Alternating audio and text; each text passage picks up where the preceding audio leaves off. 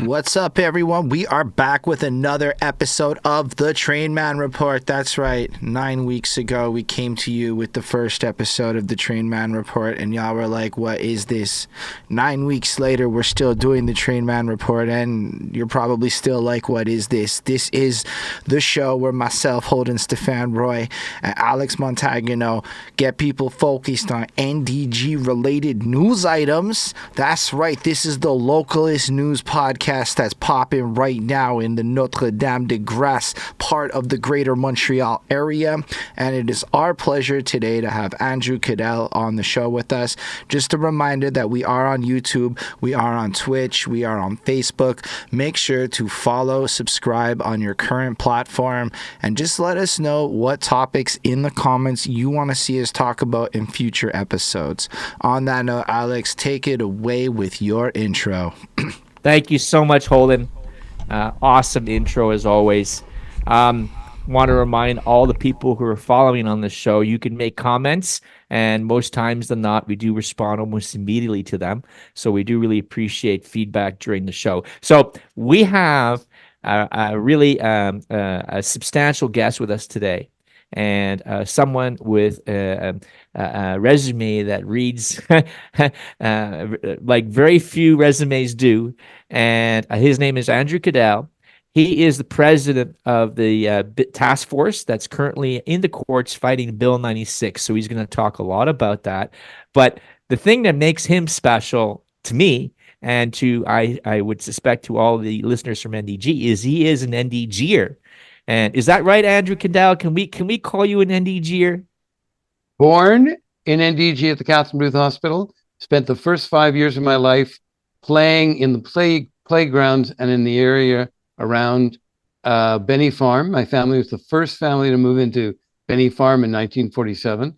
And I can also say that I played briefly for the NDG Maple Leafs, and I was the president of the Montreal West Garbage Bowl, which of course is also kind of an NDG institution. Listen to that. So I'm just going to give you, I'm going to have to read in before I start this exercise, just give you a rundown of Caddell's credentials here, just to give you an idea of who we're talking to. And so he is currently the president of task force, as I mentioned, for linguistic policy. Wow, excuse me. That G is hard. Yes. Yeah, he is currently a counselor at the Ville de Municipalité de Kamouraska. Did I say that correctly? That's correct. Yep. And you won your riding with one of the greatest majorities ever as an Anglophone, right? The largest majority of anybody on the council, yeah. In a francophone town, so a major accomplishment. It speaks to Andrew's capacity to connect with voters of all different backgrounds. Principal of QIT Canada. I have no clue what that is. Sir, please. It's a software. It's an emergency software company. Oh, here we go. So he's a businessman as well. Co-author of the Goal Stories About Our National Passion. So columnist. Yes.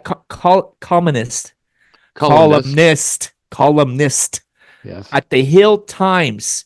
Now, I don't know if you know anything about the Hill Times, but that's like the go-to publication for politicians in Ottawa, right? If you want to know the pulse of the nation, you're reading the Hill Times. Is that a correct statement?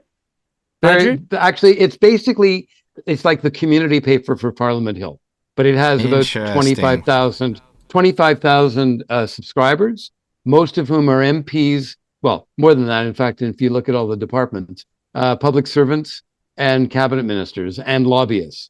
So it's got a pretty good business plan.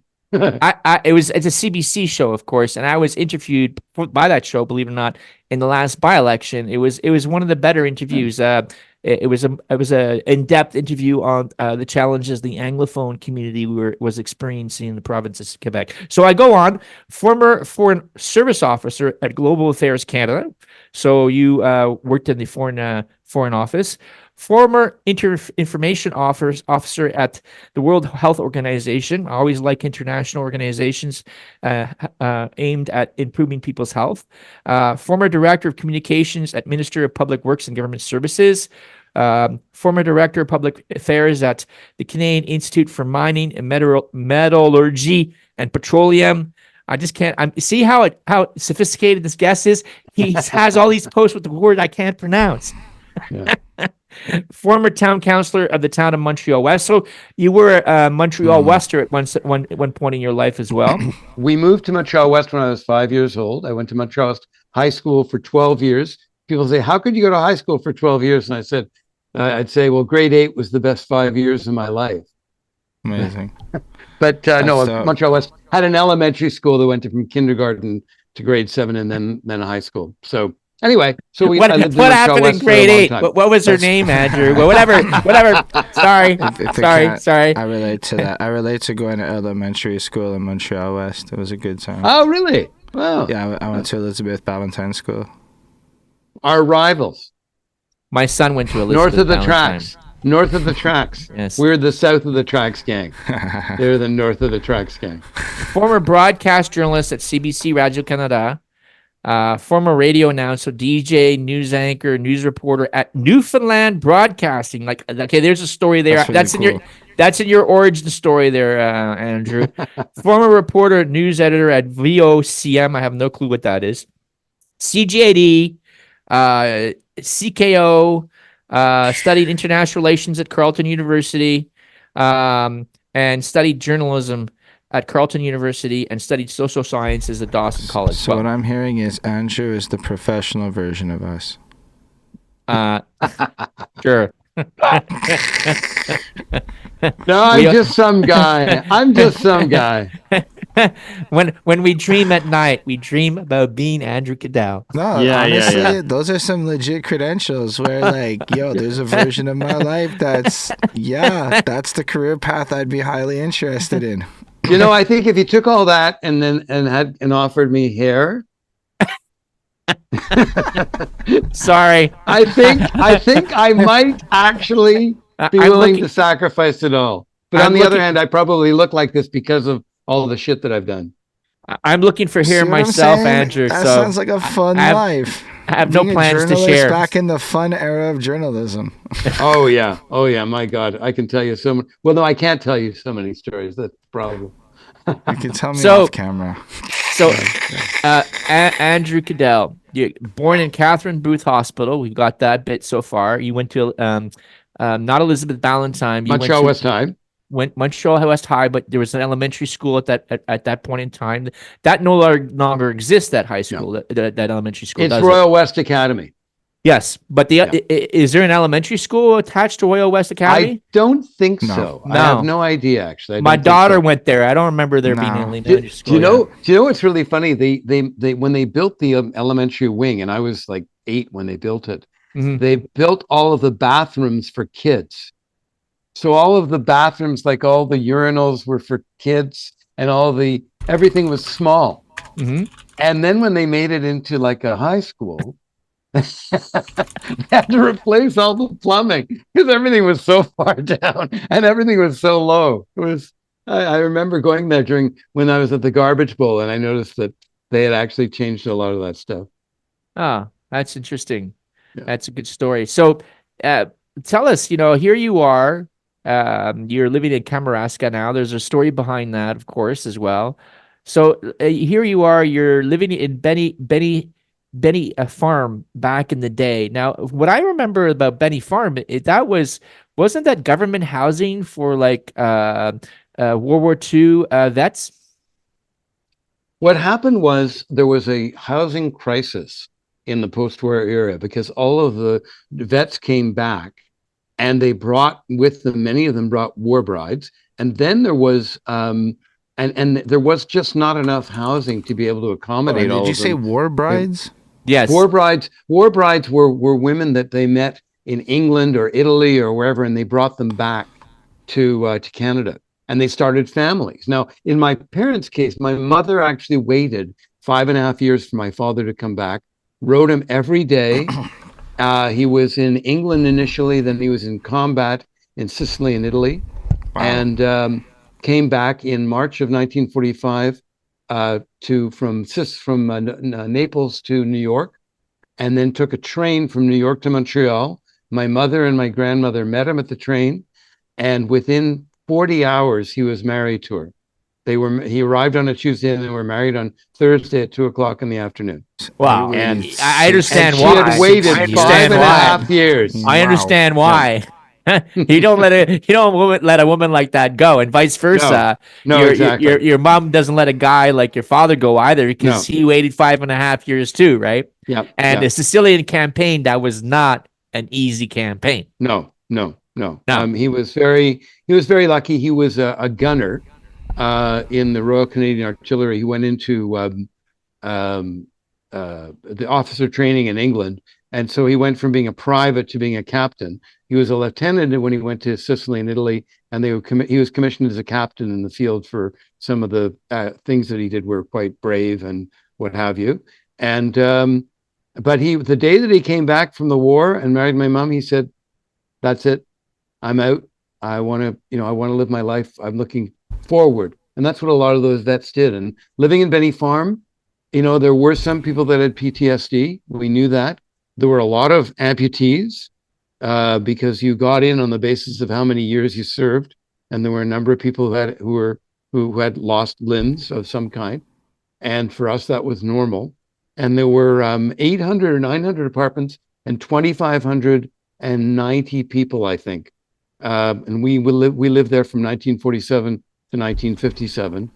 And my parents were the first people to move in because they were living with my grandparents and they really desperately wanted to move into their own apartment.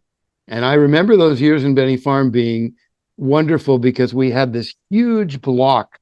We were in A block, which looked out onto Sherbrooke Street, and what is now the Farmer Prix was the A&P, and the Steinberg was built after that, and that's now the Provigo, I guess. And I remember riding my wagon around this circle. There was a big sandbox that was filled every year with sand. There was monkey bars, and in the winter there was a skating rink, and we were outside like animals. Really, we were outside. I'd say probably between 5 and 8 hours a day, and the mothers would sit on the back porches and watch their kids with the newborns, because so many of them had newborns, and we would be out there. And I'll tell you, I should reveal, this is not something I'm not that proud of, but I was a fairly impetuous young fellow, and I don't remember all of this, but when I do remember that if I got into an argument with somebody, because I was a little guy, if I disagreed with somebody, my answer to dealing with the problem of the conflict was to punch them in the nose. I mean, it was an appropriate thing in those times, is what I understand, right? Is that still an effective strategy for you today? No. So it turned out that I punched too many kids in the nose, and so some of the mothers came to my mother and said, your son Andrew really has to stop punching our kids in the nose. And so I was told, not a good idea. You've got to talk to people, stuff like that. Anyway, it's kind of funny. So ladies and gentlemen, ladies and gentlemen, you are listening to real NDG history here. When you're talking about your childhood, your youth, what era we're talking? This is like the 40s. You said 50s? The 50s, right? 1952 to 1957. Yeah. Look at that, and then we moved. Yeah. And before you got to remember, that's before the Provigo is there. So, like, what is there? Are you like? Yes. This is my question. Where I'm really fascinated by how urban development changes, right? Because, like, I grew up close to Luke Road in Westminster, and arguably, that area don't look like it did 20 years ago at all. No. So I can only imagine, like, your perspective on it. But what was it like? Was it, like, open? Was there a lot more parks and, like, wildlife and stuff going on? Well, Benny Farm, when it was built, it was actually a farm. They grew melons there. And so all the area that went from Sherbrooke and actually from de Maisonneuve all the way up to Monkland High School, that was all fields. And they grew melons there. And the farm was owned by a guy named Benny. And so that's why they called it Benny Farm. And then it seemed appropriate, I think, to call it Benny Farm because it was a farm for kids. Like every family had about 3 or 4 kids. And crammed into 3.5, 4.5, 5.5 room apartments. And so that's why there would be so many kids in the playground, in the blocks, and every single series of blocks, there's A block, B block, C block, whatever, had a green space where the kids played. And so we were, as I say, we were in A block. We had the largest block, and my parents having moved in first, that's why we were in A block. But there were thousands and thousands of kids, and it was just magical. We had movie nights. We had a winter carnival. We these had are the actual kids of the boomers, right? Like these oh are yeah, the boomer babies. this was the boomer babies. These were the big, huge boomer families, and so many of those people, they were going to work during the daytime and going to school at night, and some of them were interns in hospitals and just getting their medical degrees because they'd interrupted them during the war. And many of those people, I think of Herb Owen, who is a friend of ours, they named the Children's Hospital daycare emergency surgery care section after Herb Owen. They moved to Montreal West. They had 7 kids. They moved to Montreal West when it just got to Benny Farm wasn't big enough for them. But he worked as an intern and got into his specialty of pediatric surgery. At night, one of my cousin's husbands became the president of Corby's Liquor, and he took his accounting studies at night. So a lot of them, they were fathers, they were students, they really worked hard, and they became huge successes in the Montreal community. And it all came out of that wonderful period when Benny Farm was just a bunch of little kids running around, and young parents experiencing, civilian life after several years at war. And it's like pretty almost special. like it almost sounds like it was like a fishbowl environment, almost like a college dorm setup where like you have all these people kind of packed into a smaller area, but with a lot of open space attached to it for people to not feel cramped. In spite of maybe some of these apartments sounding a bit cramped. They were. I mean, like that's the funny thing, when you go back. I remember when I was 18, I went back one night. I was driving back from downtown, and I thought, "Oh, I'm going to go into Benny Farm." I went in, and that big block that had been my kingdom and the kingdom of all those kids, it seemed so small. That big loop that we used to race our wagons around was, I thought, like probably at least about 100 yards altogether, and it was probably about 30. And the sandbox was pretty big, but it wasn't as big as I imagined it, But but one of the things that people have asked me this, was there PTSD? And there was, but it was very, very limited. And I think it was because everyone had the same experience. They all knew what it was like to be at war, and they could share their discussions or their pain or their angst or whatever together. And my father worked as a brewmaster at Dow Brewery. And so when there's a whole story behind Dow there. Oh yes. Oh yeah. My father actually, he worked at Dawes Brewery, National Brewery, before the war. And then when he came back, he trained as a brewmaster in New York and went back to Dow Brewery and worked there until, unfortunately, the brewery was bought, and he and another couple hundred people were laid off. And he then became a personnel manager at Montreal Trust. But when he was at Dow, when he was at Benny Farm, they used to have something called the Dow Dues. And the Dow Dues were when my father would take a bunch, like about 20 or 30 of the fathers and the husbands, whatever, down to the Dow Brewery, and they would have a big party. And I guess they must have all come home in cabs, and all of these guys, like people still today will talk about the Dow Dues. And when my parents left Benny Farm after 10 years, there was an article in the Montreal, in the West, the Montreal, the Monitor, the NDG Monitor, and in the NDG Monitor article, it mentioned about my father being famous for the Dow Dues. So That's incredible. Yeah. But you also not very many people probably alive who remember any of those things. But like you said, if I'm not mistaken, that one of the reasons the PTSD wasn't such an issue is because so many people shared the experience that it wasn't stigmatized. I'm paraphrasing it. Yeah. It was just like everyone understood it, and thus it created this safe space that I know the language be what it be, but it really created a safe space for people to be open about the pain they were going through, and that allowed everyone to kind of go through it as a community.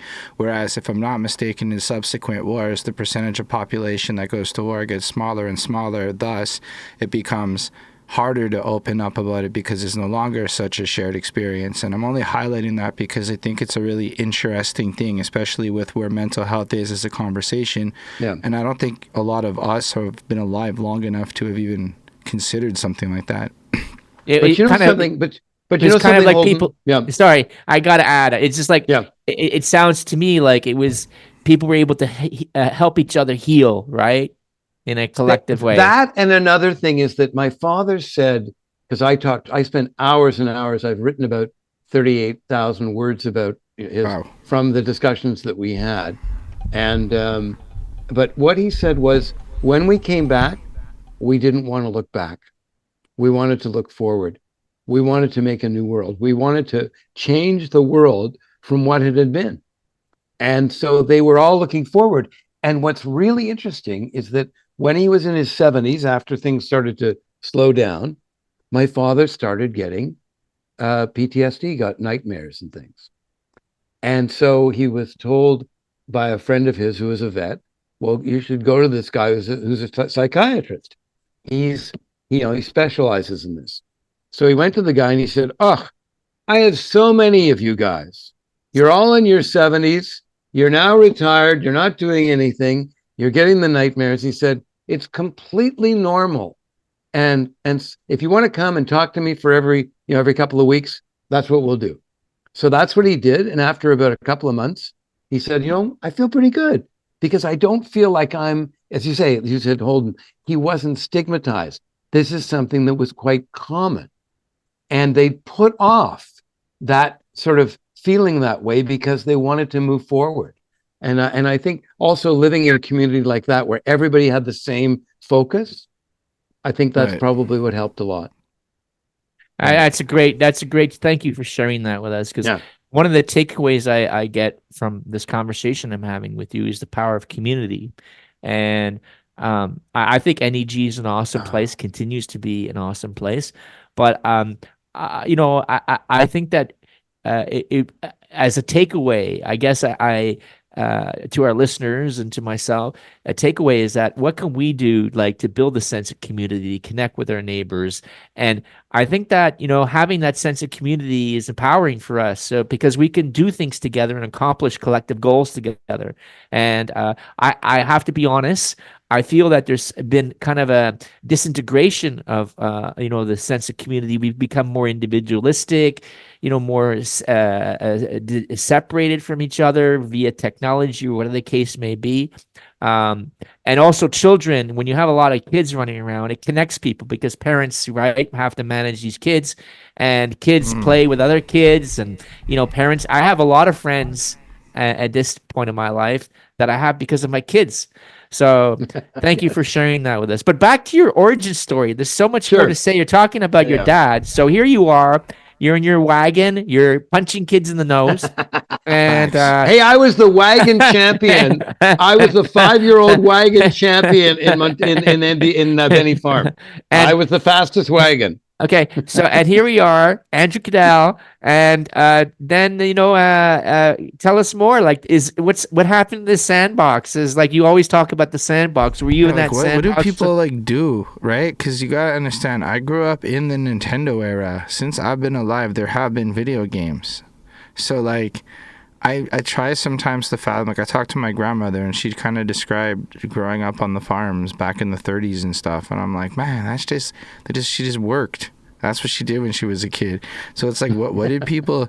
I mean, I'm not saying that in your era it's the exact same, but like, what did y'all do growing up? Was it really like beyond racing wagons in the middle of NDG? The sandbox was an opportunity to build stuff. We would build Knew it. tunnels. I knew the sandbox was something there. We'd build tunnels. We would get pieces of wood and we would create roads, and we would drive our little cars along the roads. And when I was here in Kamouraska as a kid, my parents would take me down to the beach, and the beach is not really like a regular beach. It's all rocks, shale rocks. And there were pools of water between the rocks that would accumulate when the tide came in, and when it went out, they would be left.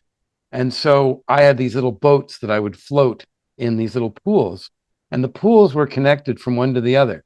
So I would take a hammer and a chisel or a screwdriver, and I would chip into the shale and allow the water to go from one pool to the next, and then to the next. And then I would create dams, and I'd make sure that the water stayed in some and controlled the dams. Well, I thought that this was really totally original.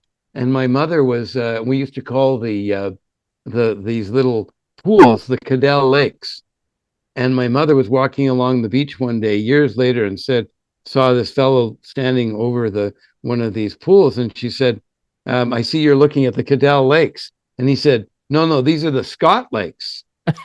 and this guy, David Scott, he was the world's expert on hydrogen power.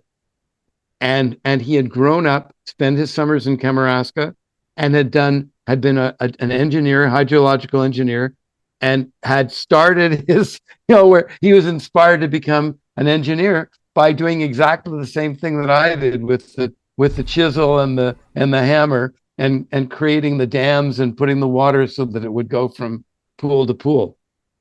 So yeah. Just to jump in there, just so people can situate Kamouraska. Yeah. Kamouraska is where that is. North of Quebec City. It's on the south shore. That's right? Correct. Of the St. Lawrence River. I believe at that point, right, the salt water starts mixing in with the fresh water. So the St. Lawrence River is kind of a brackish water at that point in time, is it not? Where we are, it's pretty salty, but we have a tide that goes out about 3 kilometers beyond the archipelago of the islands here. So it's quite spectacular and you can walk to the islands when the tide's out. You're telling me on the St. Lawrence River at Kamouraska, there's a tide? Yeah, huge tide, as big as the Bay of Fundy. Really? Yeah. So the St. Lawrence River is expanding and contracting related to the tides, basically. Yeah. Oh, I didn't know that. Yeah. In fact, when I was a kid, there were boats here. Everybody had a boat, the family's own boats that traversed the river.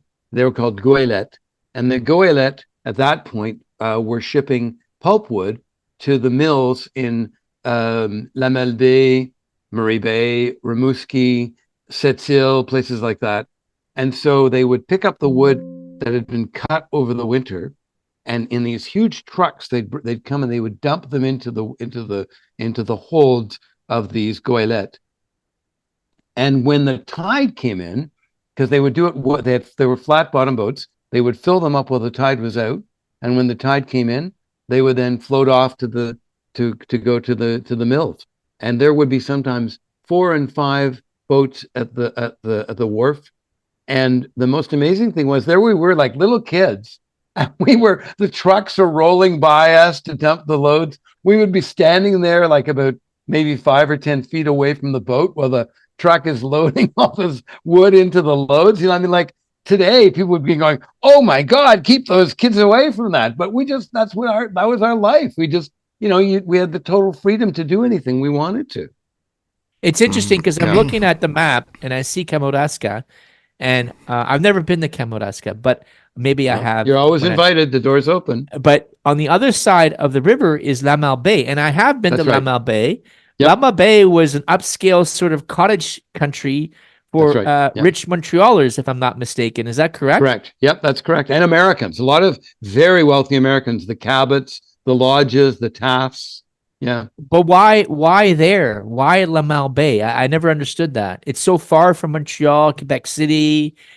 Is it because it's off the St. Lawrence River? Why did that happen? I don't get it. Well, in those days, of course, you didn't go to Europe that easily. You had to take a boat to Europe. So this was the equivalent, and it was also considered kind of exotic because it was French. And people built large houses. Some of the American families, I think they started with Yeah, a you couple can of the like families you can that see came from how like Boston, a built big boat could large get houses. there. Yeah. And then of course, like Métis was started by the Molsons. Canada Steamship Lines had a hotel with the Manoir Richelieu, which was in La Malbaie. And I think that there was a connection to that the Canada Steamship Lines boats would come overnight from Montreal and then take people to the hotel. So just so people know, Canada Steamship Lines is owned by the Martin family, Paul That's right. Martin, who was for a short while the prime minister of the country, and a very the Martins have always been a prominent family involved in the economic and political affairs of the country. So, just a tidbit there, if I could. And, Yeah, and wow. before it was owned by the Desmarais. I'm not sure it was owned by before Desmarais, but it was owned by Paul Desmarais before it was owned by Paul Martin. Oh, It really? looks There like we you go. could get there pretty easy by boat from pretty much all the major eastern U.S. cities too. You could just go from New Exactly. York, boom, boom, on your way to Montreal. If you Yeah. don't want to actually deal with the big city, you want to have some. Or you could take a train, because you could take the train Mm. from New York to Montreal and then to Quebec City, and then you could take the Right. train to Charlevoix too, because there's now a train that's run on hydrogen power that runs from Quebec City to La Malbaie.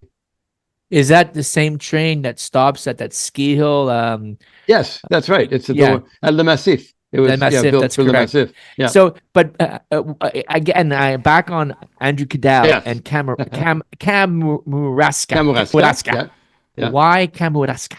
Why? Well, Yeah. it's interesting. There's, in fact, like, I don't know if I can pull this off the wall here. Here we are. It's small, eh? So, 600 people. So this picture, you can see it. That is a picture called Bathing at Murray Bay. Okay. Okay. And the young woman in the middle with the hat, that's my great grandmother. Okay. Oh, cool. Alrighty. And this is quite a famous photo. In La Malbaie, they have it in their museum and they've blown it up. So my great grandmother, Emily Andrews. Where's Murray Bay? La Malbaie. Oh, it's La Malbaie. Oh, Yeah, it's the Murray Bay in English. Okay. Yes. Okay. So, my great grandmother, Emily Andrews, spent her summers in La Malbaie and Murray Bay. Went to the Ursuline convent, spoke fluent French, and when she met my great grandfather, they went and summered near here in a place called Quai de Rivière-Well. And Quai de Rivière-Well is quite far from anything. So when it's on a point right on the river, but it's quite far from the town of Rivière-Well. And this is 1850 something. Sorry, no, it's 1880. Sorry, they were born in 1850. So 1880. And she said, well, I like the South Shore. I'm willing to have a place on the South Shore, but I don't want to live in a place that's so far away from a town that we don't have any services. We don't have a grocer. We don't have a butcher, a baker, and we don't have a doctor, because if we're going to have children, I'm going to be pregnant and we're going to need a doctor for the children or for me. And so he agreed. My great grandfather agreed.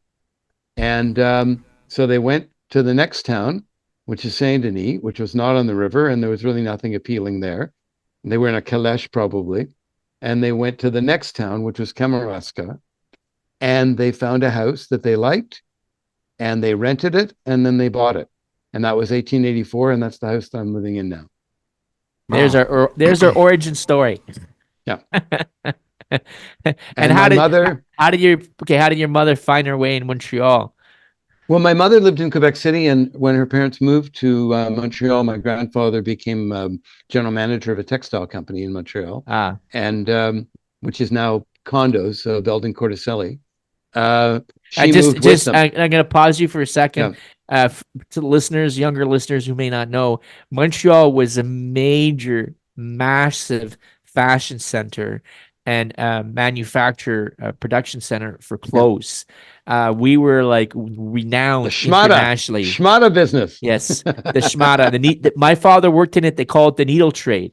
That's right. Yes. And Chabanel was the Chabanel, center yep. was the center of that in Montreal. So if you ever find yourself in the Chabanel area, which is east of l'Acadie, if I remember correctly, Yep. and north of the 40 or the near the Jean metropolitan. Talon, near Jean Talon Market, that area. Sort of, Right. yeah. Well, Yeah. it's further north than Jean Talon, No, isn't it? it's about Little- no, it's stuff. My buddy's studio is right there on Park Street, up by Shab. It's like a block away from Chabanel. But yeah, so it's like where when you see Quirby's, the Quirby Street on the 40, that's it. Just shoot over the 40, go north of that, and you're basically in the fashion district, the garment district. Yeah. Yeah. So earlier it was a little further south. That's true. Yeah. Yeah. So when it became possible to manufacture clothes in China at a far cheaper, all the production transferred to China. But in Montreal, we still make some of the best suits you can buy in the world. Samuelson is one of the brand names. And Peerless. Don't forget yes, Peerless. Yes. Peerless. I did business with Peerless. They're importing most of their stuff from China now. Oh, that's too bad. Yeah, they're no longer manufacturing. Yeah, So just a tidbit of Montreal's past industrial or manufacturing history. So wow, this interview is really fun. There's a lot of stuff going on here. So we're unpeeling the and so my mother moved to Montreal with her parents, and but was always a Quebec City girl. I mean, when we went to Quebec City, she would literally take us hand by the hand and say, "You are now going to see where your grandfather lived, where your great grandfather lived, where your great grandmother lived," and where she grew up was near the Plains of Abraham, and they actually found cannonballs and musket shells in their backyard. Wow. So she was always a very big historian, big history buff, and anyway, she spent all her summers in Kamouraska, and so when my parents and my father, funnily enough, spent his summers when he was in Scotland as a boy from 7 to 14. But when he came back, and before that, he went to Cap-Peleg. And Cap-Peleg is near La Melbaie. And so right across the river, my father was spending his summers and my mother was spending her summers here. So when they met, that was one of the things they had in common. She said, when he said that he summered in Cap-Peleg, she said, "Well, that's 1 point for you." So anyway, so she waited 5.5 years. Well, that was before. That was when they met. Actually, it's a very funny story. My parents were working at the same brewery. My mother was working as a secretary. My father was a clerk at National Breweries, at Dawes Black Horse Brewery. And Black Horse. Now we're talking about Black Horse. Brewery. Holy Yes. smokes! Yeah. So and I've got a story about the Black Horse. In This fact, is that's incredible. a great story. So my parents. My father was my father's mother was a single mom living in Lachine, and her next door neighbor and her best friend was my mother's aunt. So they were trying to get my father to look my mother up at the brewery, and my father says something like, the last person I'm going to date is your niece. Lay off. I'm not interested." So finally, by chance, they bumped into each other at the brewery, and they got along well. And she was engaged to another guy. She broke off the engagement and started dating my father. Oh, she broke off the engagement for your dad? This is like a rom-com. Oh my God. It's a scandal. And he was from a very well-to-do family in Quebec City. And my father was one of 4 kids with a single mom in a little house in Lachine. So, it was a big risk. So, I'm not sure my grandparents were all that happy because they were quite conscious of the fact they wanted their daughter to do well and have a good life. Anyway, so then, people ask me what my connection is with Kamouraska. Well, I've been here every summer of my life, even when I worked out west, and even when we lived in Europe, we would come back here. And my kids love this place too. So you have kids? I have 2 kids that are alive. I lost one in 2005, who was in I'm his sorry to hear 30s at the that. time. Yeah, he was traveling around the world with his wife, and they were in Bolivia, and he got altitude sickness and died suddenly of altitude sickness That's in tragic. Oh, in a wow. town where Butch Cassidy and the Sundance Kid had been holed up and was at 3,500 meters, and they thought they would be okay, but apparently he was too susceptible to altitude sickness, and he didn't know that that's what he had, and Right. got to the hospital too late and was dead on arrival at the hospital. But I have two younger kids that are in their 20s, late 20s and 30s, and we lived in Geneva for 5 years, and when we Wow. came back every summer, we would spend about a month here, and my kids love it just as much as I do. And one of the things I always say, people say, well, were you born here? Did you live here? And I say, no, I spent all my summers here. But when you count back from my birthday at the beginning of April, it's beginning of July, which is when my parents always came to Kamouraska. So I always say, well, I was probably conceived here. So I have a good, I got It's a good started here. chance. Yeah. Yeah. I know. Yeah. Look, I know it could go through your whole life story a lot, and I think you should come back for future episodes so that we can keep this going. But I also want to make sure that we talk about some of the stuff that you're up to now. Yes, for sure. Because definitely make sure that we cover the NDG part. Yeah, of you it got to all. come back. And- You got to come back. You're coming back, no, Andrew. I would love You bet. it. Like you're a wonderful Andrew. person to talk to, and honestly, I appreciate the insight into another existence. You know, like my whole life has been the technological wave, so just like hearing it's like, bro, we played with nature. I'm like, nature was the toys. Like So- it's a different Oh yeah, reality. exactly. Yeah, I mean, so- and hours and hours and hours just outside. I mean, just so I was so lucky, and literally with my cousins, because I have cousins here. When we were kids, we used to explore the haunted houses in the area, and we actually broke into one of the old houses and wandered around it. Like it was like the Hardy Boys. We were like the Hardy Boys or Nancy Drew. Like we had those kinds of experiences. I got into crap for that. but let's get back onto I think we have the rare opportunity to have you here, and you're coming back. Say yes. Yes, for sure. Okay. Yep. So Amazing. here we are in NDG right now, the largest community, Anglophone community in Quebec.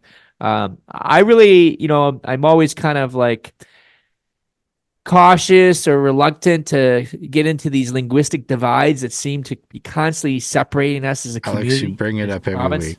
Yeah, I do. It's an unfortunate reality, right?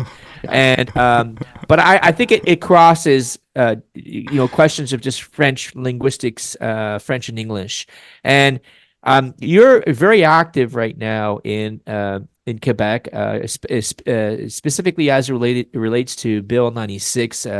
You're part of a group that is opposed to this legislation for a variety of different reasons, which you will explain. And I'd like you to discuss that a little bit. In our agenda, I brought up the fact that we're the largest Anglophone community in Quebec, which I already stated, that we don't have bilingual status. So NDG's kind of got lost, right, in the larger like city of Montreal, and our identity is kind of like hasn't been recognized to the extent that maybe it should, and we're kind of paying the price for that a little bit right now. Especially with the introduction of Bill 96. And what I'm a numbers guy, right? I'm the son of an accountant. Former vice president of Zellers, so that's another story, right?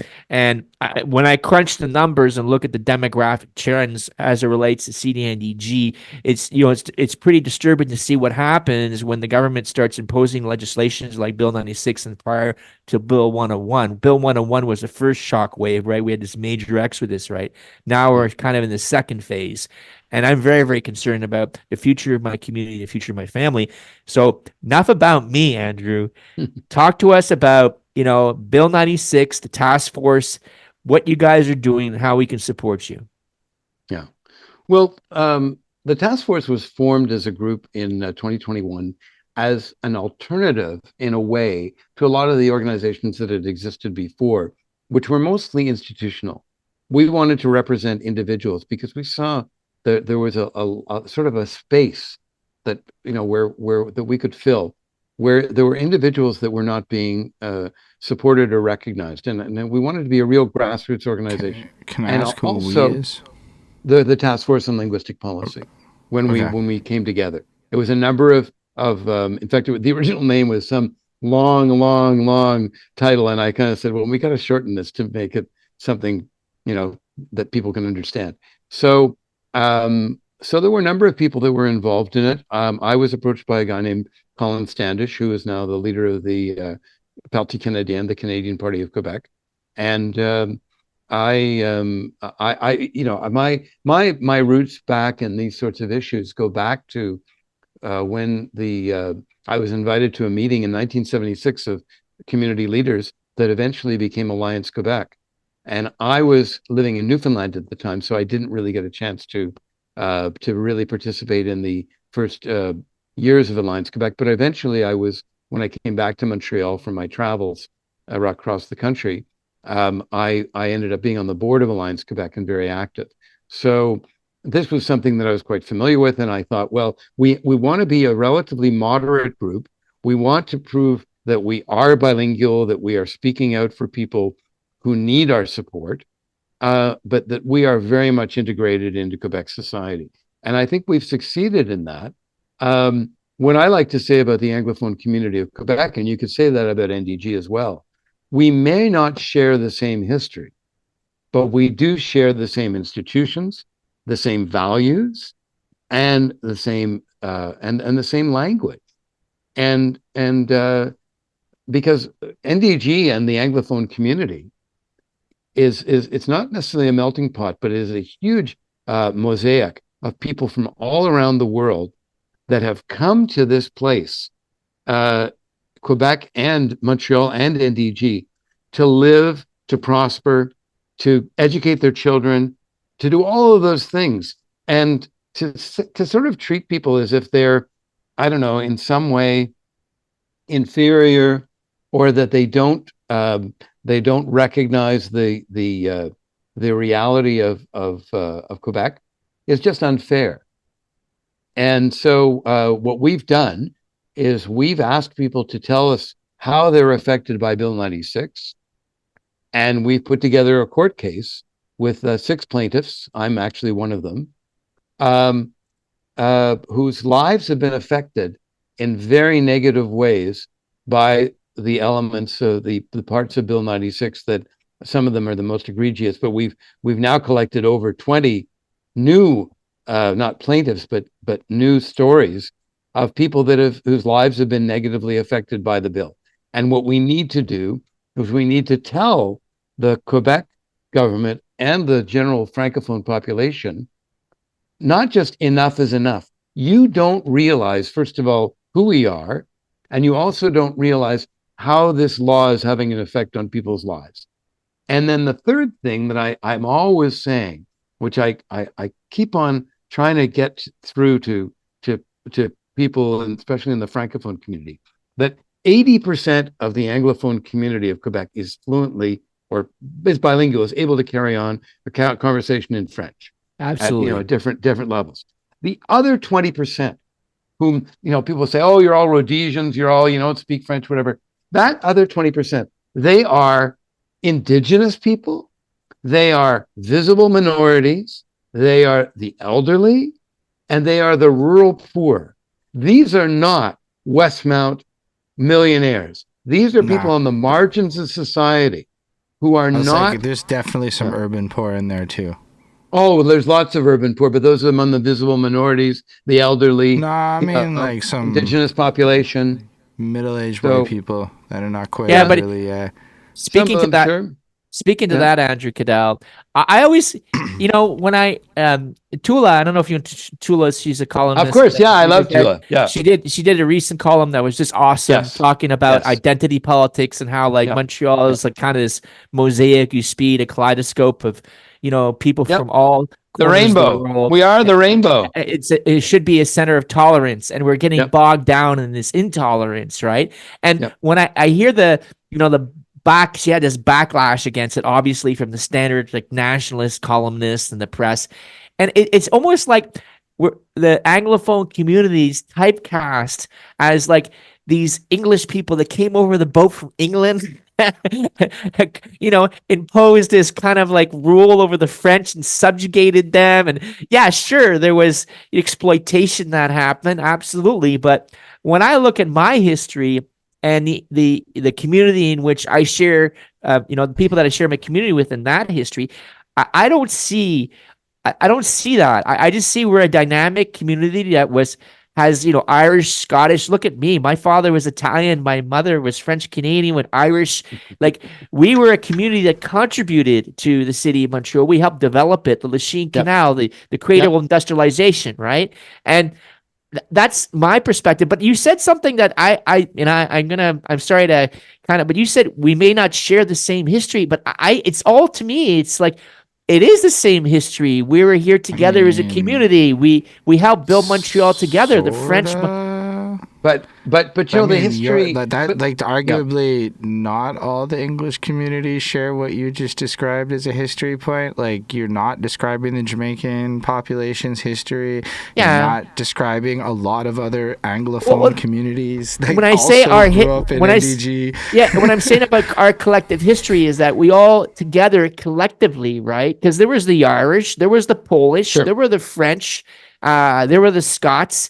The English, of course, and we all contributed to the development of Montreal's, economic and social development. I definitely think everybody that lived in Montreal contributed to Montreal, because that's kind of how the city works. They are, I'm not trying to diminish it. Yeah. It is, to your point, all the English people here contribute to the economy as much as anyone else. Plus, let's be real, most Quebec store owners love English tourists.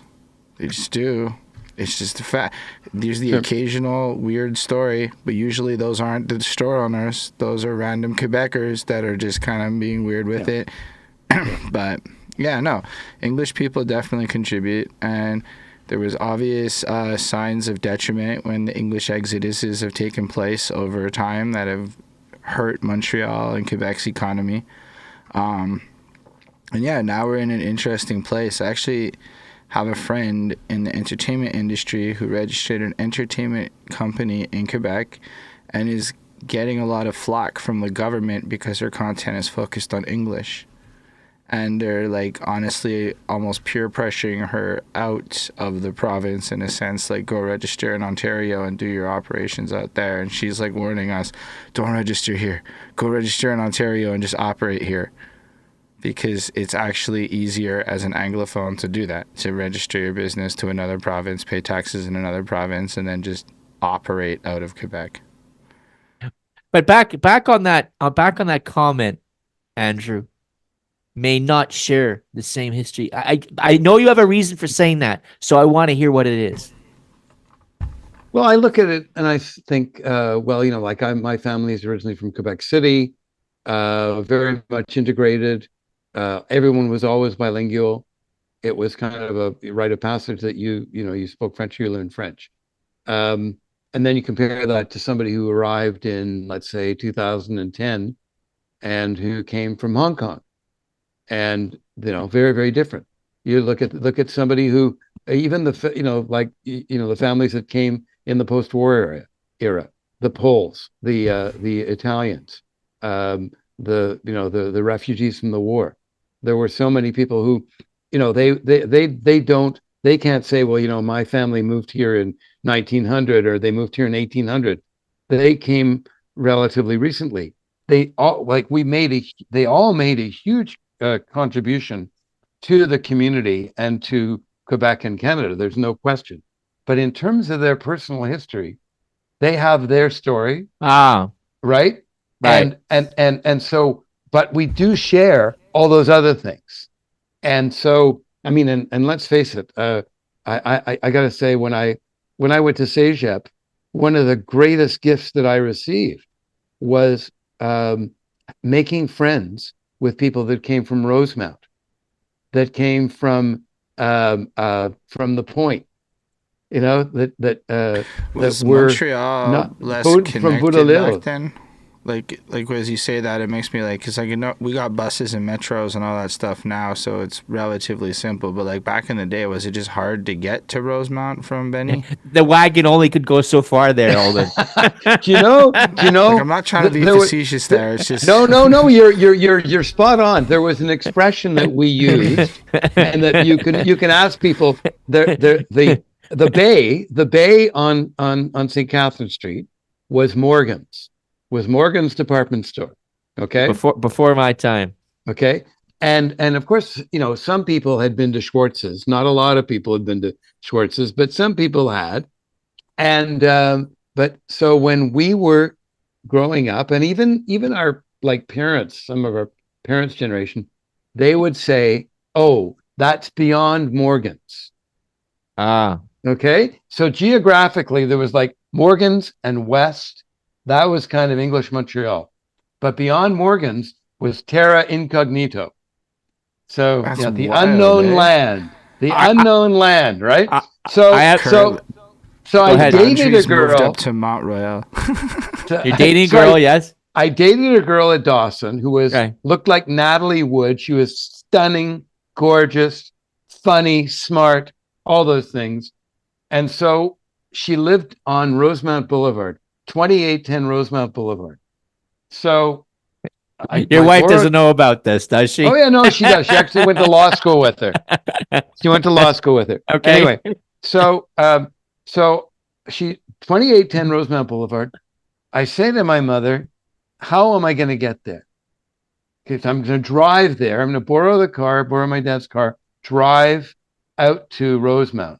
We had a little Austin 1100, like a little sort of looked like a little Tercel, Toyota Tercel. And my mother said, "Well, the numbers are probably according to the streets. So 28 is probably at 28th Street." Okay? Because there's in Rosemount, they go one, Premier Avenue or First Street, Second Street. Right. Third Street. Yes, that's Okay. true. So Okay. so we spread out the map of the island of Montreal on Right. the living room floor, Right. and we're on our knees looking to see where 4th Avenue is. And she said, and where 28th Avenue is, or whatever. And there's no numbers on it. So she says, "Here's 28th Avenue." We circle 28th Avenue. I drive the entire length of Sherbrooke Street from Montreal West all the way out, because I didn't want to go on the Metropolitan. And my Longest street father's- in Montreal, by the way, is Sherbrooke Street. Go ahead there. No, Andrew. Gouin Boulevard is the longest street. Oh, that's correct. Yeah, I Gouin stand Boulevard. corrected. So, because Sherbrooke ends in Montreal West. That's Anyway, correct. so I drove the whole route, the whole way from Sherbrooke through downtown Montreal. Took me about an hour to get there. So I, left her. It was a snowstorm. Couldn't see the signs on the houses, and as it was, I had to wear glasses, so I couldn't really see them that well anyhow. Anyway, so I finally get to 28th Avenue, and I get out, and we're at like 5,500. So I've overshot by like 24 streets, because she's at 4th Avenue, not at 28th Avenue. Ah. So I have to get back in the car, drive back, and I go to their little duplex, and I meet her family. And, we never really dated. She was way above my pay grade, as they say.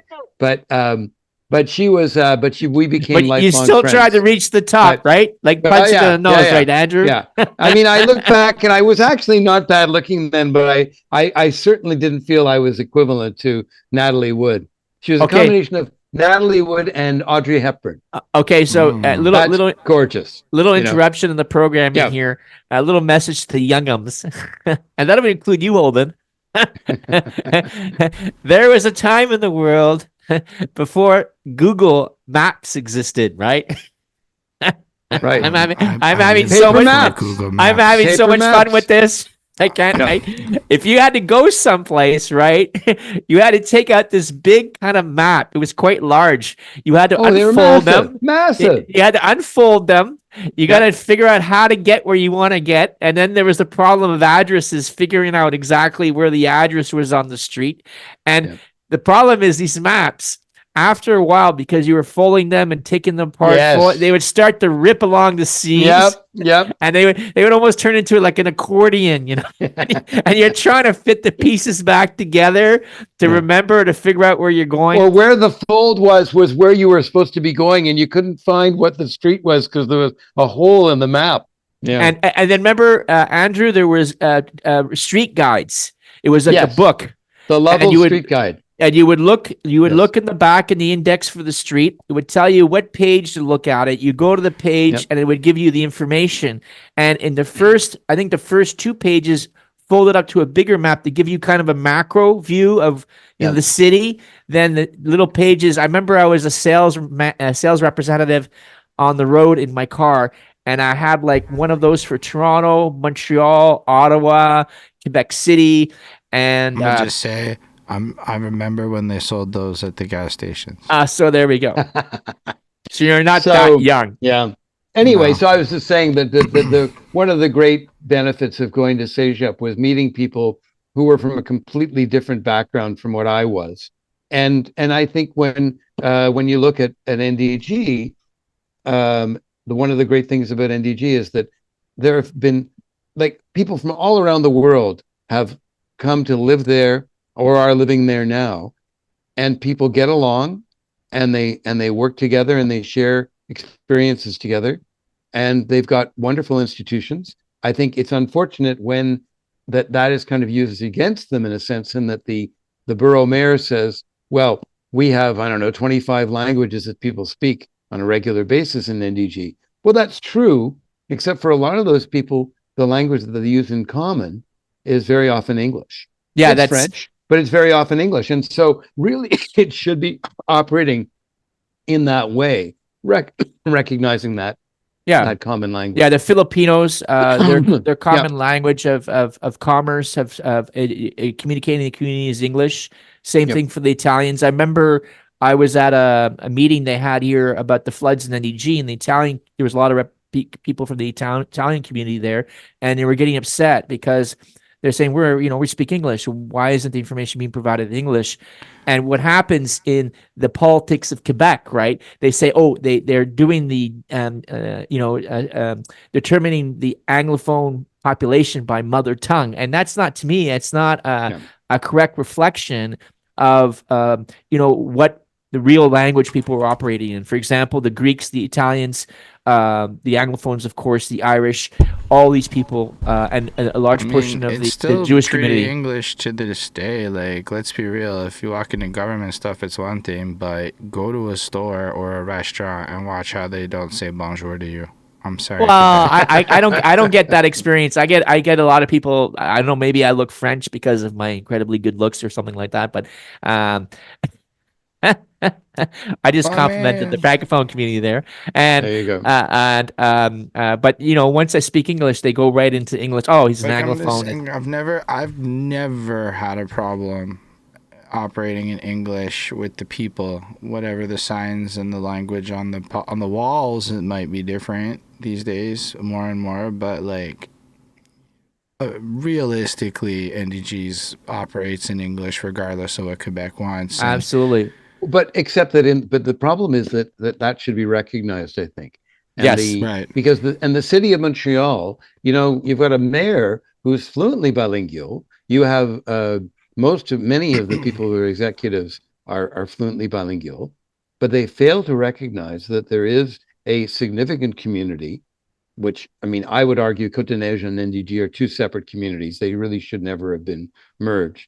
Mm-hmm. But that does operate mostly in English, even though most of those people are also bilingual and could operate in French. But as a courtesy, in the same way as you go into a store and they say bonjour, hi, because they're trying to figure out if you're speaking English or French, that there's a courtesy, those people should be provided with the information. Because if you look at the elderly in NDG, those are the people who are more than likely going to be, and the visible minorities, those are more than likely the people that are going to be unilingual. And so you should be serving them in the language that they're most comfortable with. I see it as a community issue as well. We have a culture, right? And that culture has evolved. I'm fluently bilingual. I do business in French, and I I hardly just ever speak English. This is this is yeah. the most English I've spoken in a couple of weeks, I think. So here I am, and I just feel like our institutions are under attack. Now we've had legislation targeting universities.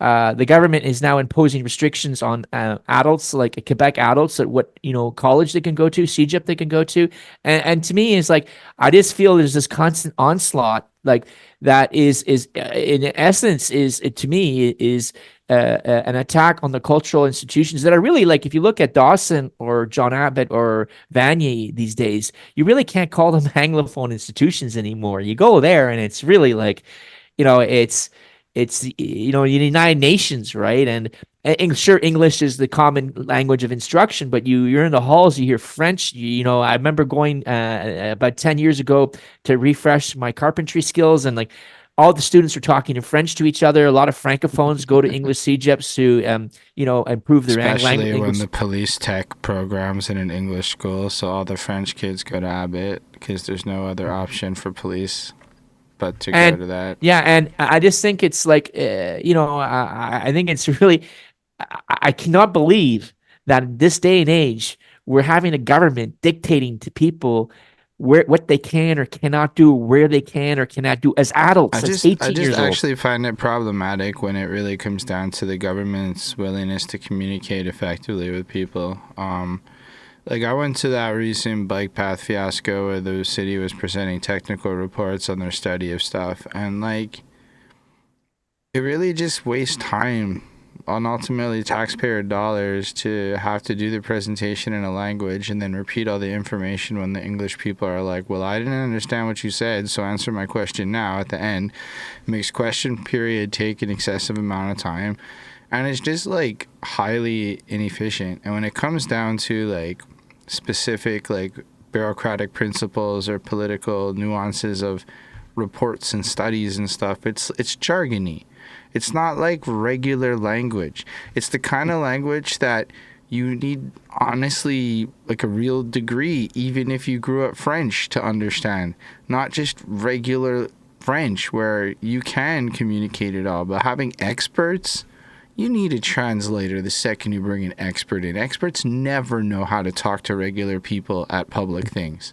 They talk fonctionnel. But saying that, one of the items I had on the agenda is something that I think a lot about, is the question of governance, right, Andrew? When I look at the political landscape in NDG, for that matter, in Quebec in general, as it relates to visible minorities and you know uh, and non-francophones, let's just say that, because I'm really getting tired of this French English divide. Um, what I see is, like, if you're not like of a member of the francophone community that prescribes to this cultural ideal that the government is pushing right now, we're kind of marginalized. And if you look at NEG in particular, right, you have like a municipal situation which downtown political parties are dictating policy and dictating what should be done, and then on the federal level, right, NEG's mixed up with Montreal and Montreal West. I mean Westmount, excuse me, Montreal West.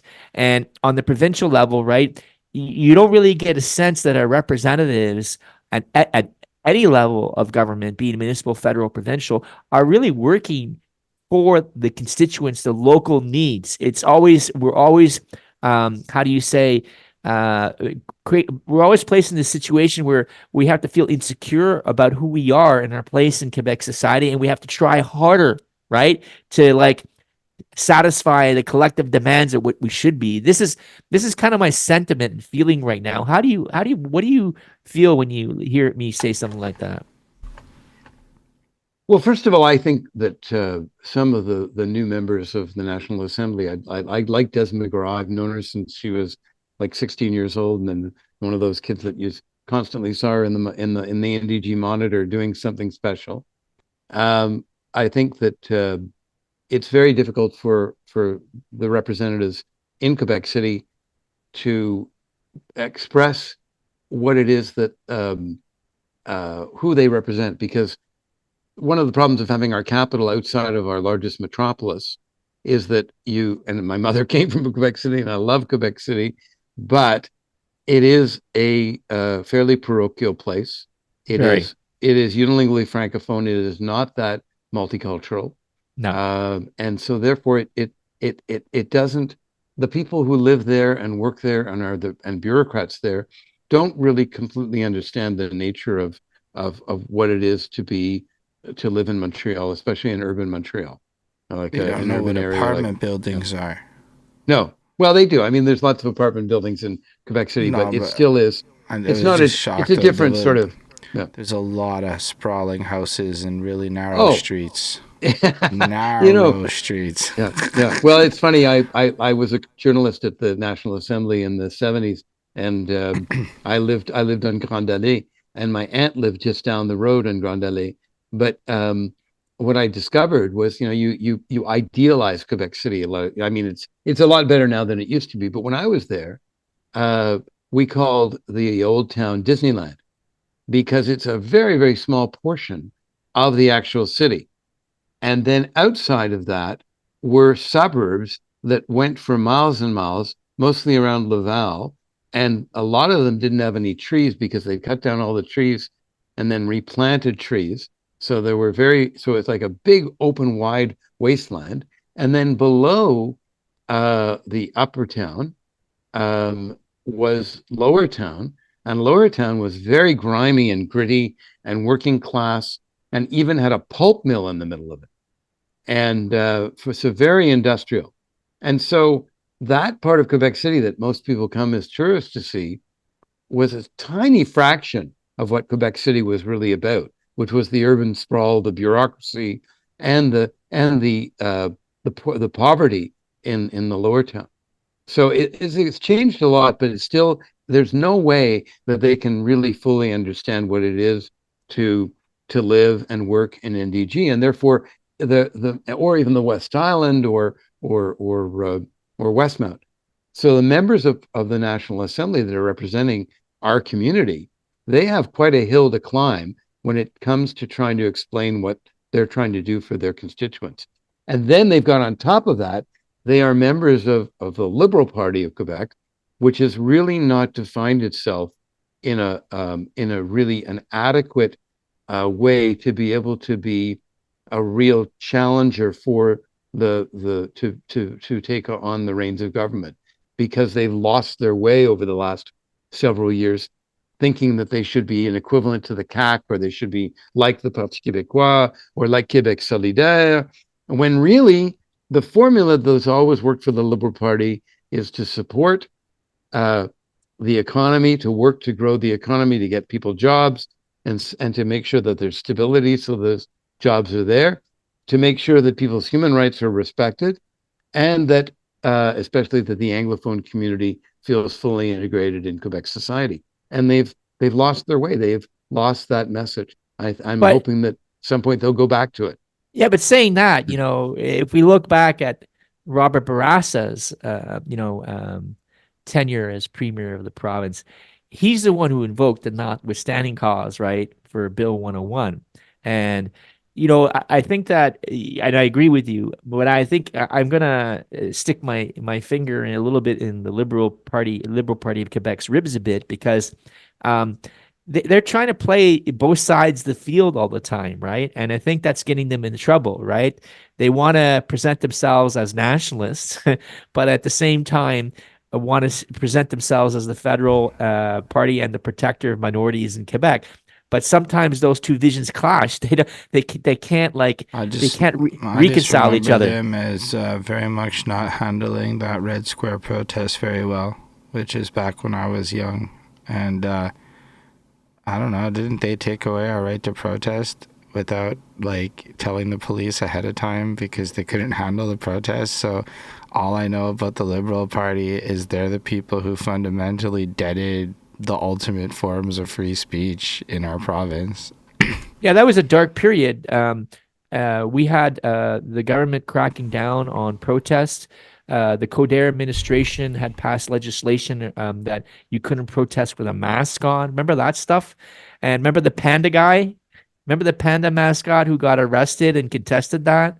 It was I wasn't here at that time, so I missed that all was that. that was the student. Sounds like fun though. I mean, I do Oh, it remember was the like I do all remember you the student. every. Yeah, You just I heard remember the pots and student pans protests every Yeah. day.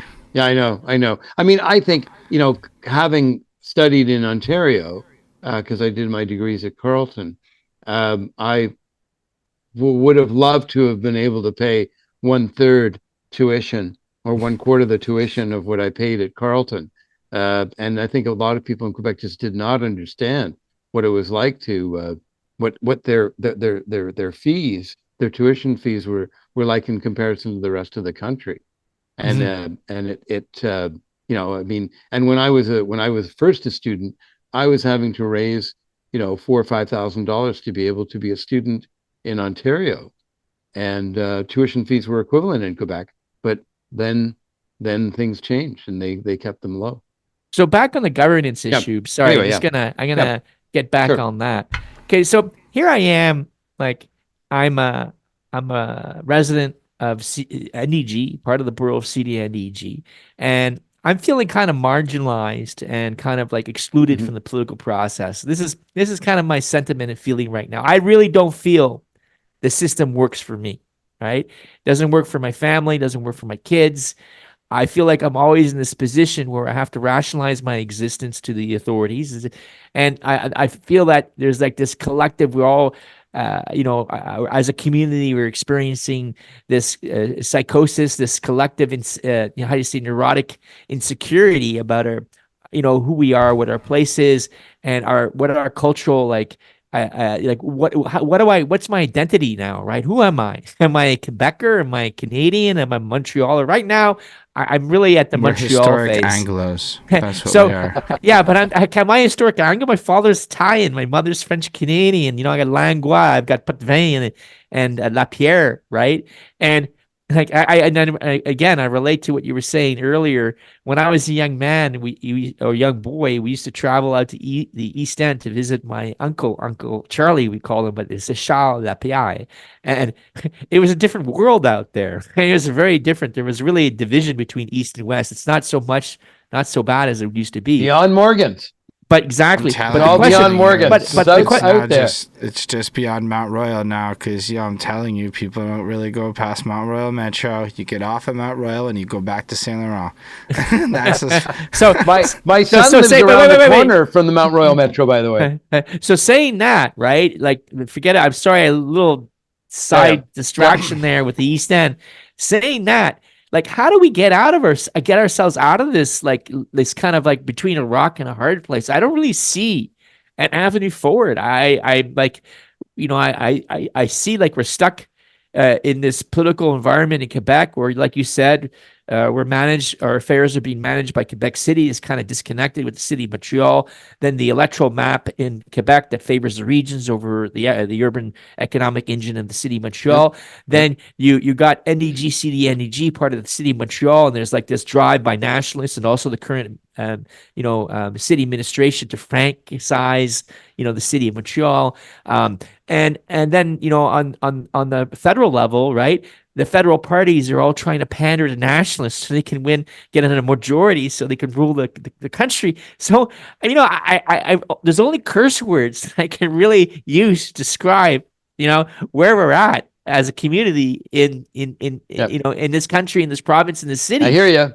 How do we get out of here? What's the way out? I don't see it. First of all, I think you look at some of the old solutions. One is that we don't have enough people who are, like I think about Nick Oftermar and Arnold Bennett. They were guys at the municipal level that everybody knew and everybody liked, who were very much part of the Anglophone community, but they were part of the Montreal community. They were us. And Mickey Feinstadt, another one.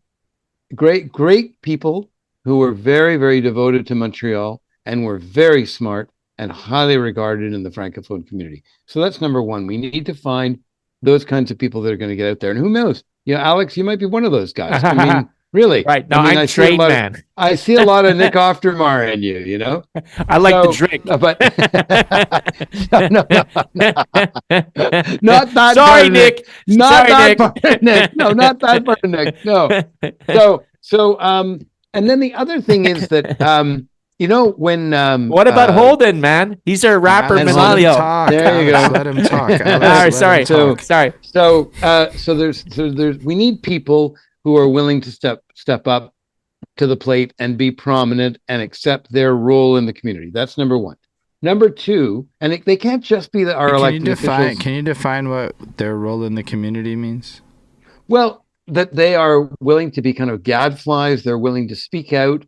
They're willing to reach out to every, aspect of Quebec society, but especially in the Francophone community, that they are respected by the people in the media and people in authority as being representative of the community in general. And So that how does an Anglophone do that? Well, I mean, in the past, what it was they were people who were at the grassroots who got elected very often at the municipal level, but some of them were at the provincial level as well, and a few of them at the federal, but not as much, and who were known for their community engagement. That they got involved with the community, they built up from there. Sid Stevens is another one. Is Sid this Stevens all before One Island, Sun One Youth. City, or after One Island, One City? Before, much before, way before. Yeah. So yeah. I can't really think of anybody at the provincial level, like an Anglophone who is a champion. Victor Goldblum. Right. Victor yes. Goldblum, Herbie Marks, Richard French, Cliff Right. Lincoln. All before my time. Yeah. You see, we don't have any people right now in our age. People, they're not around. So that's the thing. We need to start growing leaders. The other thing is, and I'm a skeptic about public relations, but there are things that you can do with advocacy. For example, when the deficit was 21st on a list of 20 priorities, but it was clear that the deficit was going to destroy Canada, the Chrétien and Martin people put together a communications program that went out into the world and said, into the country and said, we have to do something about the deficit. And gradually it went from being like at the very bottom of people's priorities to further and further and further up until it was like number 1 or 2. Mm-hmm. And that's when they started cutting back on government, where the interest rates started to decline, where the government went into surplus instead of deficit.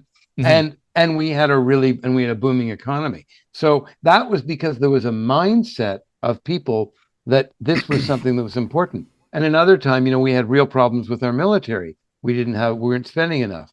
When we started in Afghanistan after 9/11, then people said, wow, we got to do something about our military.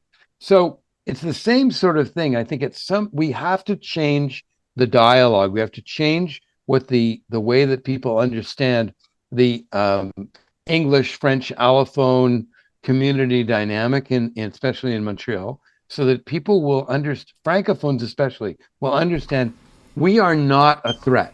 We are an asset. We're a huge asset to Quebec, and especially the people that are multilingual, who come from all around the world, who can speak so many different languages so that we can reach out to the rest of the world. We're not a little backwater. We are one of the great metropolises of the world. And so if we're going to be one of those things, we cannot limit ourselves or restrict ourselves. And we can speak French, we can speak English, we can speak Italian, Greek, Russian, Polish, Mandarin, Cantonese, you name it. We have all of those languages. And so therefore we are kind of the Venn diagram in a way to the rest of Quebec. And I think people in the rest of Quebec have to understand that. And I think many of them do. I mean, I play hockey in La Pocatière here. Today I played with a bunch of guys. They're all from this region, but almost every single one of them will tell you they love Montreal, and they love Montreal because it's different. You don't get the sense that, sorry, hold on. You don't get the sense that I always get this kind of like, I feel this tension when you leave Montreal and you talk to people outside of Montreal. They call it the Grande Ville, la Grande Ville de Montréal. And like, we're almost like, I feel a sort of like resentment about Montreal and its cultural diversity and its immigrants. You don't get that. I get that sometimes. No? It's kind of like, Montreal and Toronto. Montreal and Toronto there used to be a huge rivalry. Yes. Now it's kind of like Montreal. Oh God, Toronto, we hate Toronto so much. Toronto's like, whatever. Right. It's the same thing with fact. Quebec. Toronto don't give a shit. Quebec City, and Montreal are the regions in Montreal. You're like, oh God, Montreal, the region, Montreal don't give a. and like exactly. I could not care less what a Quebec City guy who thought of cares? Montreal. Yeah. But the difference is in Ontario, the provincial government, the seat of the provincial government is in Toronto. Is in Toronto, yes. And it's not. It's different, right? And but it's actually worse. And the other difference is I don't know if Ontario is winning the provincial government. But I have to tell you, you don't think Toronto's winning the provincial what? I'm gonna say I don't think Ontario is winning the provincial government game. Is all I'm saying. They have a lot of problems. I'll tell you, there's two or three things about the government being in Toronto. And I worked at the Queen's Park because I was expected to become a member of the provincial parliament. And I hated Toronto so much, I actually bicycled back from Toronto to Montreal and started work at CBC and did not become the member of parliament for Ottawa, of the legislature for Ottawa South. And in fact, a guy named Dalton McGuinty did, and he became premier of the province. So, I could have been premier of Ontario, but I chose to be the councillor in Kamouraska. Anyway, so Queen's Park is a very, very small part of Toronto because it's surrounded by all these big businesses. So government in Ontario has really no role in the same way as it does in Quebec City for Quebec, like or in Ottawa. Like the government, the business of the people is government in those cities. That's what it is. There's a little bit of here, this high tech, whatever in those places, but not anything near what government is. So in Toronto, it's much more private sector. But on the government side, like the rest of Ontario doesn't exist. Like I was going to be representing Ottawa. People would go like, oh, Ottawa, like, oh, Kitchener, oh, Thunder Bay, or, like it might as well have been like a backwater because there's 55 ridings or 58 ridings in what they call the GTA, the Greater Toronto Area. And that's half of the legislature in Ontario. Yeah, but if you win the GTA, you win the government.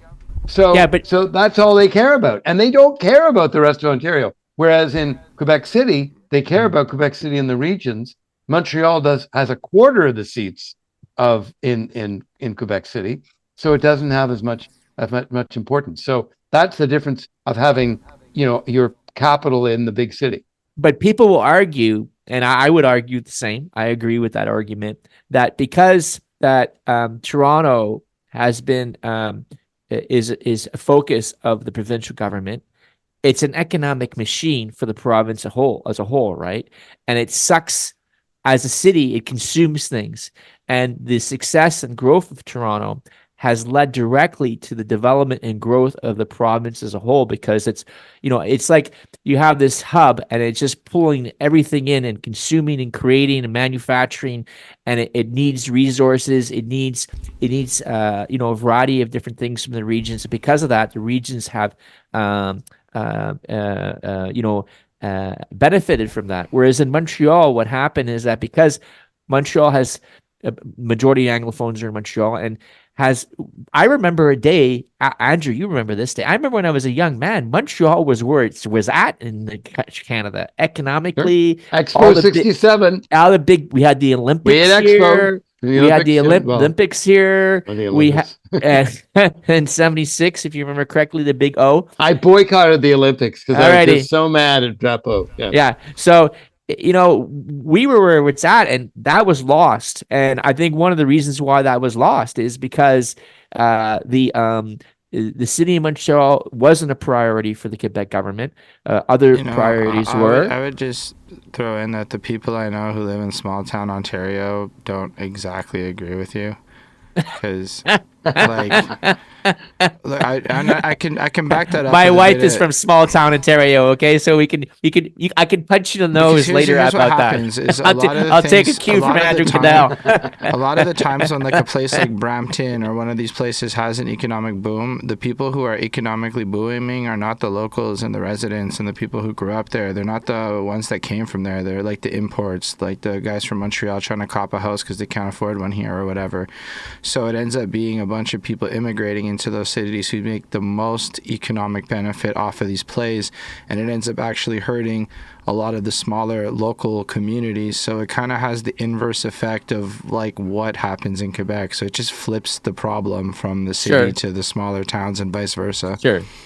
But Well, you never heard Brampton used to be a small town. Now it's a town it of was just my first 300,000 people, right? Yeah, but it's a lot of growth from import. It isn't I mean, like the people. milk, yeah. The You people never heard like it from Brampton just procreated to that number. Yeah, No. You never heard of Reagan trickle down economics there at Holden? No, I get it, But but you know I'm just saying, something. like, But you know something. The other thing about That was Toronto, a joke, by the way. Toronto is has access to seawater now because of the St. Lawrence Seaway. Mhm. It operates through the Great Lakes, so it's got that it's got their port is doing very well. Mhm. They also have the rail lines, Mhm. substantial rail lines in operations, Mhm. and they've got the financial center. Mhm. But they also, in terms of manufacturing, they are within 100 million people, less than a day's drive.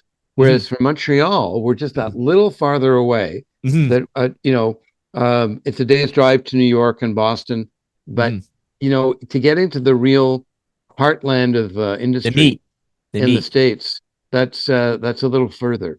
And right. so Toronto, being that much closer, does benefit. And of course, with free trade, there has been a huge benefit. And then, of course, there's a lot of people who've left Montreal. The head offices that were once in Montreal that operated in English but had francophones working there because they were national companies no longer do that. They operate in English out of Toronto. So many left. And they have small subsidiary operations in Montreal. Yeah, So, Costco just recently left about 10 years ago as well. They were in Montreal and they just packed up and went to Ottawa. It was and a lot of the francophones that were working for Costco in Quebec packed up and moved to go work for them in Ottawa. So, but saying that, I think we should tie up this because it was a great. It's been fun. But we'll have to just do a fun one. We'll do a less serious one and just talk about these. No, I think it was a good mix. I'd love to I think we need like. I can tell you all about my time at CKGM and CFOX and. Oh, you were at CKGM? I wasn't at CKGM, but I would go to CKGM every Friday when I was 11 years old and 12 years old to get the top 40 lists before they revealed what the number one song in Montreal was. Memory lane. When I was a young man in high school, right? So 13, 14, 15, 16 years old, my favorite station was CKGM AM. And I think the guy's name was Cat Spacey or Cat. What was his name? I keep on forgetting the DJ. You're not thinking of George Morris, who was no, wasn't him. Not Charlie. It was Cat something. I can't remember his name for the life of me.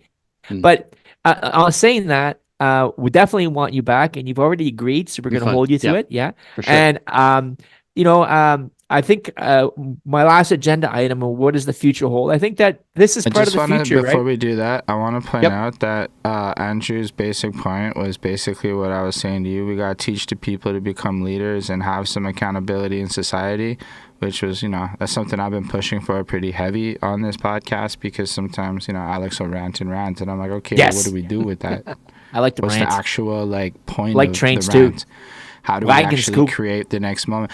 But what's interesting is something I've been pushing for heavy is TikTok and Instagram and politicians leveraging social media in a modern way to reach new audiences, because how do you train the leaders if the leaders are not watching the news? Like, I don't go to the news sites. I don't actually, and I'm in my 30s, so you can only imagine the 18-year-old whose entire cycle of information is flowing through TikTok and things like that, if the leaders of our society aren't actually where the youth are, how do we develop these leaders? So I'm glad you brought that up, because it kind of just ties into that like this is how we solve these problems, is by raising people to believe that they can fight. Well, we could consider this podcast as part of like an incubator, right? For new leaders, new minds, new ideas, and to find those people, and to get out and find those people, because they're out there. We so know if they're out there. If you're listening to this show, right, and you're young and you want to get engaged, please reach out to us. Share us your ideas. The task force. So that both you and both Alex, get in touch with Alex on the municipal level, from the provincial and federal. The task force, I should say, www.thetaskforce.ca. And we love to have new people. We love to get people more involved.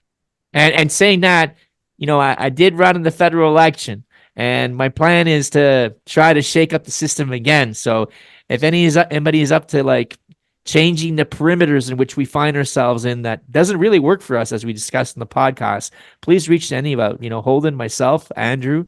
You're available on Facebook, Andrew Caddell. And Andrew, I want to sincerely thank you so much for taking the time to talk to us tonight, share your stories. I really went down memory lane. Can I do one little thing to finish up? Of course. Sure, okay. Go ahead. Okay. It's all yours. Go ahead. So this is something that Stuart McLean, the late Stuart McLean, did on Peter Suski's Morningside in 1989 that drew so much attention that they had a whole nother hour talking about trains, because he talked about taking the train across Canada and growing up near the train in Montreal West. So I wrote a letter, which they went on air with, and also I'll read it. So Peter Suski says, "This is about the train, and I thought we might launch our 1 hour celebration with a letter from someone who's clearly as romantically inclined toward the train as Stuart McLean. Andrew Caddell of Montreal writes, Dear Morningside, I felt as if my twin was sitting in your studio the other morning. I too grew up with the train at the end of my street. From the time I was an infant, my father would take me to watch the trains rumble through that station. Each train that passed had a character all its own, but none more so than the 4 transcontinental trains that came through town each day. The Dominion and the Canadian, 2 from the west, 2 from Montreal, heading from Vancouver. As kids, we would see them every day as we played hockey on outdoor rinks in the winter, as we rambled through the fields to the old trestle bridge in summer, and any time on our way to school. The tracks that linked us to the ocean. Imagine that. Little Montreal West linked right to the Pacific, represented a wonderful unknown quest. When I stepped on that train in June of 1971, I felt I had truly come of age. Even though I'd been to Europe the year before, leaving Montreal West was a genuine rite of passage. I have traveled that route half a dozen times since. On my last trip, I was accompanied by my son James, who was then 13. 10 years before, I had promised James that we would take the train west. We've taken the train to the Maritimes and umpteen times to go to Kamouraska, my parents' summer home. My son swears that my goal is to meet every living Canadian, and on the train, that's almost possible. There's no lack of conversation. Where are you from? And where are you going? Everybody has something in common in both official languages. James lives with his mother now in upstate New York, and much of his understanding of Canada has come through his travel on trains. He's met almost all of that cast of characters you spoke of in your piece last month, Stuart, as I have too. But he hasn't sat up with a bunch of Maritimers singing until 3 o'clock in the morning, nor has he been stuck on the platform in swift current on a cold December morning, waiting for the train to turn around after a derailment. And he doesn't get weepy when he hears Stan Rogers sing So Blue, the song of the Ocean Limited. But maybe if there's still a train to travel on, he will. And then he'll understand what it means to be a Canadian. That was from Andrew Caddell of Montreal. So there you go. The train. My love for trains. The train man is all like about that. The train was so tied, and to this day as well, especially as it relates to freight, it's so tied to the Canadian story, and it's also a story of unity and it's a story about people working together to make Quebec, Montreal, Canada what it is. And Andrew, thank you so much for sharing that letter. I really enjoyed And that. it's a story thoroughly. about NDG too. It's NDG absolutely has wonderful. a train going right through its heart. Yeah. And we got to talk about the train next time. Andrew, All right. bless you. Yeah, Peace and thank love, you so man. much, Thank you everyone so also much. Thank you so who much. Before we leave, though, just thanks everyone who was watching on the live. We appreciate you on whatever platform you were there. Make sure to share it with your friends. Tell everybody to come watch the Trainman Report. Tell us what you want us to talk about in the future. If This you is want to just come awesome. on the show and tell your story, whatever it may be, you're welcome to come as well, because we want this to be a community platform based on people from the community rather than not. Otherwise, it would be, bad branding. But yeah, we're keeping it real local and for the people here, and that means we need y'all to get involved. And we'll see where we can take this. Maybe the Trainman Report becomes the wave of the English Revolution. You never know. No. It's It not is about the English. 2024. It's about being a Montrealer, ladies and gentlemen. Be well. Exactly. Peace. It's our Have yourself a connection. great Yep. day, everyone. Love you Make sure both. to Take care. like, comment, Bye. subscribe, and live long and prosper.